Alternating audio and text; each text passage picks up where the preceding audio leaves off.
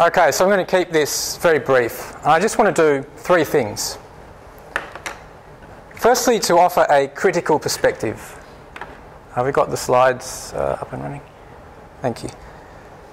So what I thought Occupy was fundamentally critiquing. And secondly, to talk about the two core positive values that the Occupy movement was asserting. And I want to leave you with some constructive ideas about where we might go from here, given that Occupy has more or less been shut down. So the caveat is I'm speaking generally about Occupy, not specifically about Occupy Melbourne. So let's start with the critique. Now, the Occupy movement clearly contained many critical perspectives. It was a movement which was generally leftist in orientation, and it clearly included many quite distinct leftist causes. Now, whilst not wanting to deny any of these, I thought many of them were well-founded. I think we need to be clear about what was really primary. The movement really sprang up on Wall Street, and I thought the movement was fundamentally predicated on concerns related to political economy. So it was a protest against the present conditions of capitalism, and in some respects, a protest against the very condition of capitalism itself. Now, we need to be clear, these are two very, very distinct things. Are we calling for a revolution, an overhaul of the entire system, or are we just tinkering with the most pernicious parts of the system? I think there is a lot to say about the latter, or should I say the former. I think it's a very healthy and necessary thing that the logic of capital is critically challenged, and that we can and do ask fundamental questions about the structure of capital itself. And although I'm more or less on the side of those who tend to challenge the logic of capital, I found that my own reasons for joining the Occupy movement were in fact the former. That is, a protest against the very conditions of capitalism, rather than a protest against the structure or the logic of capital itself. Why is that? Well, my reason was I felt that at its root, the movement was consistently attempting to speak to and include and represent the 99%. And that means, to my mind, the movement had to take into account the fact that the 99% are probably not that radical. So therefore, I thought the Occupy was fundamentally a protest against a particular pernicious form of capitalism and not against capitalism itself. So I want to speak a little bit about this form of capitalism. And the common pejorative term is neoliberalism, sometimes known as economic rationalism. So I just want to present two very clear, cogent reasons why neoliberalism needs to be actively resisted politically. The first reason is political and sociological. You might say it's a critique on ideological grounds.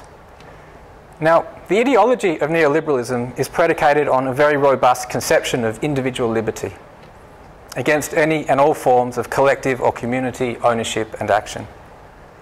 So since the rise of neoliberalism in the late 70s, particularly in the Anglo world, collective structures have been systematically dismantled and reconfigured in an individualised and privatised form. So we're all familiar with the privatisation of public goods and infrastructure, the open destruction of any kind of collective movement such as trade unions, the marketisation of things like education and health. So the logic is, turn everything into a market, commodify all things, make all things which are not naturally competitive, competitive. And despite its laissez-faire rhetoric, it's really quite an active attempt to engineer a highly competitive dog-eat-dog kind of society where the root value is maximum efficiency. And this is a value which trumps all other possible values. Now, from a political or sociological point of view, there's been a chorus of criticism over these decades when neoliberalism has been hegemonic.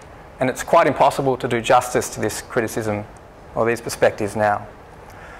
But I think in a sense what this amounts to, what this criticism or what these criticisms are really pointing to, is that this fundamental predication of individual liberty and maximum efficiency over above social or community action and ownership is an incoherent doctrine. That we are social beings trying to build a better world together, not autonomous, competitive individuals trying to step over each other in some pointless, stupid Darwinian race to nowhere. And that if you structure society such that society does not exist, that it becomes merely a collection of private individuals competing in a market economy, well, you're going to produce a great many social problems. And these are not just related to social and economic inequality. They're also related to the destruction of any kind of value which can't exist in a marketised form. And I think education is a really good example of this, but in reality it extends to just about every sphere, every domain of modern life. And my critical claim, in agreement with these sociological and political critiques, is that both individual and collective flourishing cannot occur within such a myopic and fallacious paradigm. So that's the first reason. The second reason is economic. Now, up until 2008, neoliberal economists would respond to those political and sociological critiques by stroking their chin and saying, well, that's all well and good, but our policies have generated wealth. And wealth is the best thing for any society. That is a way for a society to flourish. But as we've seen, in reality, these policies have not produced wealth at all. They have produced unprecedented amounts of debt. The illusion of wealth was largely caused by via the deregulation of finance, the uncontrolled growth of credit markets, and therefore an amazing amount, an unheralded amount of privately accumulated debt. So it was not wealth at all, it was consumption fueled by unsustainable debt. And I'm not being too reductive with my account of causality here to state that neoliberalism has directly produced not economic wealth, but economic catastrophe. The intense growth of finance capital under the reign of neoliberalism has only been matched by the scale of its failure. And its failure produced a global recession, followed by the transference of debt from private to sovereign hands. That means the hands of the people. And a global situation now, which what Martin Wolf has described as a controlled depression. That's where we're at globally right now. That's where neoliberal policies have led us. So let's be absolutely clear and unambiguous about this. Neoliberalism has not only failed us sociologically, politically and economically, it has bankrupted us on all of these fronts. Okay, fine, so why pitch a tent and protest about this? Well, despite its failure, these policies, this orthodoxy, this pernicious ideology is still dominant. It has been brazenly reasserted post-GFC. It has bipartisan support in places like Australia. So on voting day, people trundle down to the polling station and they vote for the red version of neoliberalism or the blue version.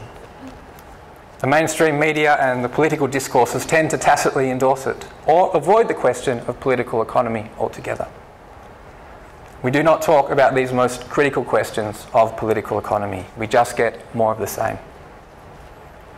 In places like Greece and Ireland, it is imposed by structures which have no direct relationship to the democratic process. And this has been happening in developing countries for decades.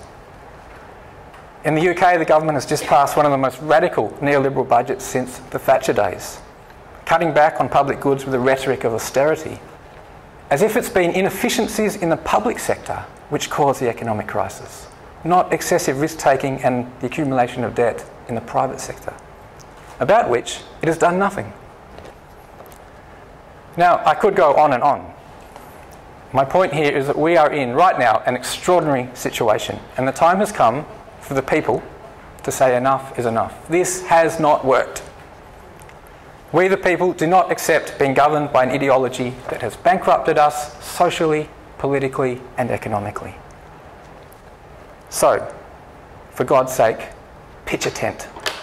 It's the only sane response to this madness.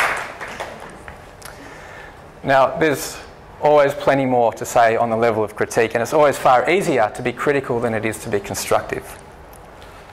So let me just turn away from the critique and move to what I think are the two most fundamental positive values which are really animating the Occupy movement. And these are equality and democracy. Now, Occupy was all about reasserting the political value of egalitarianism. And we should be clear that there are many different versions of this value. And therefore, there are many different expressions of it at Occupy. And that's one of the reasons why the movement had difficulty expressing a coherent common viewpoint. There wasn't a common viewpoint, and there shouldn't be a common viewpoint. At Occupy Melbourne, I encountered social democrat, Rawlsian, Marxist, anarchist, libertarian, post-structuralist, humanist, spiritual, religious, and ecological versions of equality, and all of these are very, very distinct. However, there was one palpable commonality. Everyone realised that we, and by we I mean humanity, are in a terrible mess together. Not just a financial mess, not just a social mess, but an ecological mess. And the only way out of this mess is to stand together and to work together. We need to establish commonality. So what drew these disparate standpoints together is a common sense that our system has gone a long way down the road of denying any kind of grounds for equality and togetherness in the domain of political economy. We are structured to be competitive individuals, but we all know that that is a road to annihilation. Now, I don't think that Occupy was about being systematic or pragmatic in its approach to equality. It was about being symbolic. So to merge into the previous talk. To put it on the table as a value, which must be asserted and defended against those who actively deny it. And I think we're clearly much nearer to the beginning of this reassertion rather than its possible fruition.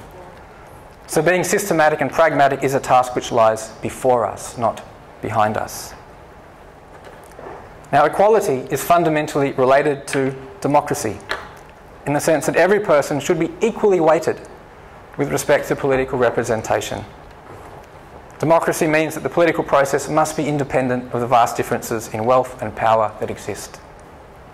It does not necessarily deny those differences, but it is predicated on the idea that the political processes and decision-making must be kept free of them. Now, Occupy was most intrinsically a democratic movement, by way of its organisation and by way of its ideology. And I think that one of its most profound points was to illustrate, by way of action and by way of word, that we are not living in a democracy. We are living more or less in the way that Aristotle defines an oligarchy. Occupy stood for, demanded and lived up to the reality of democratic process, and I thought that was its greatest virtue. And I'd like to point out how extraordinarily hypocritical the West is on this point.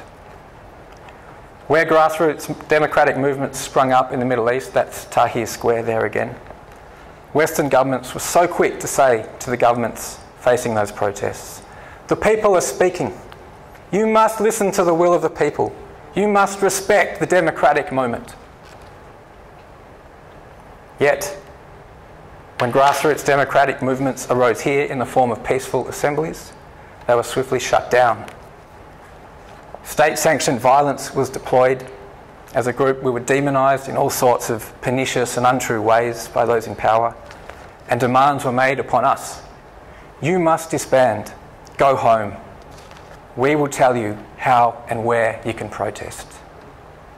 We will tell you where and how you can protest. Now, folks, I'm sorry to say, but where there is no room for legitimate and peaceful political assemblies, democracy is nothing but an empty, vacuous shell. Okay.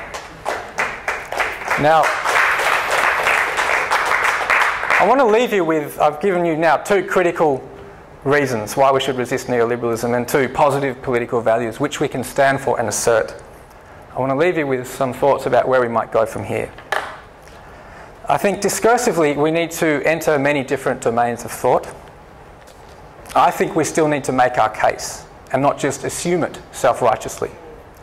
And that implies engaging openly and reasonably in many different discourses, and especially with our interlocutors. If they are wrong, the onus is on us to point out clearly and cogently where and how they are wrong. And that implies being economically literate, speaking the language of economics, being able to point out problematic assumptions where they exist, and not simply standing behind a veneer of political outrage for where orthodox economics has taken us. It implies more than just negating and criticising. We need to present constructive solutions that work, that are theoretically grounded and pragmatically usable. And more than anything, making a compelling political case entails listening genuinely. I don't know what the 99% think, but there's only one way to find out, and that's not by telling them what they ought to think. It's by listening to what they do think. In terms of action, on a personal level, everyone can reject that ethos of neoliberal individualism. That means recognise your social interdependence and act responsibly out of that recognition. And that means accepting that you are ontologically a political being and you have a political responsibility to work for a better and more enlightened world. If or when the movement re-emerges, either in a new form or in its old form, by all means jump on board. Collective action is the hardest thing to achieve in this paradigm when we're all so fragmented and so individuated. But it's so valuable. It's how transformation will occur. If it doesn't re-emerge, or until the point that it does, defend egalitarian and democratic micro-causes, defend public goods, defend human rights, defend labour movements, defend social welfare and so forth. And politicise your social media. Collective action, it can be virtual and it generates political realities, as Nick demonstrated so succinctly. So I want to leave you with one strong, compelling reason to be optimistic, and that is the evidence is in our favour. Our case actually is compelling. We don't need to make it up. We have a compelling case, even if so many in power bury their heads in the sand. Thanks.